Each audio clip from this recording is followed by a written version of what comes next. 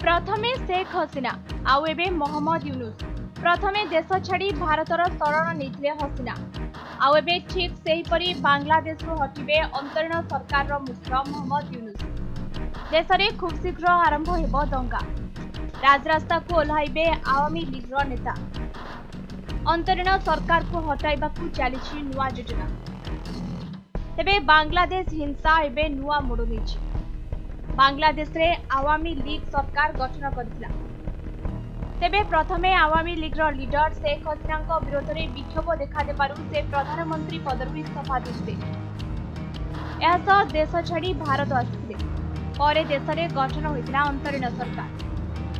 मात्र एहार मुख्य मोहम्मद यूनुस आसिबा परे देश में संख्यालघु गोष्ठी उपरे आक्रमण बढ़िबारे लागिछि। तेबे केवल सेतिक नुहे बांग्लादेश में अनेक कारखाना मध्य बंद हो सारी फल शह शह लोक बेकारी हो बुलुछन्ति।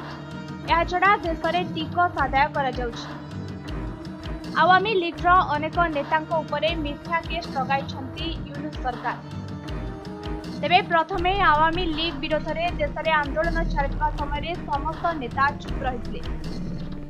मात्र एबे बांग्लादेश रे पुणी एकाठी होउछन्ति आवामी लीग पार्टीर समस्त नेता। एपरिकी आसंता फेब्रुआरी 16 रे बांग्लादेश बंद कराजिबो बोली कुहा जाउछि। यूनुस सरकार को विरोध करी देश में खूब शीघ्र विक्षोभ प्रदर्शन कराजिबो। तेबे एही आंदोलनर मुख्य दाबी हेउछि आवामी लीग विरोध रे थिबा समस्त मिथ्या मामला हटा जाउ। एहासह संख्यालघुक विरोध में होतिबा अत्याचार बंद करा जाउ।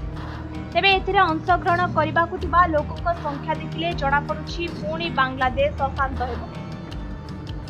एणु एथर यूनुस सरकार फसी पारंती बोली कुहा जाउछि।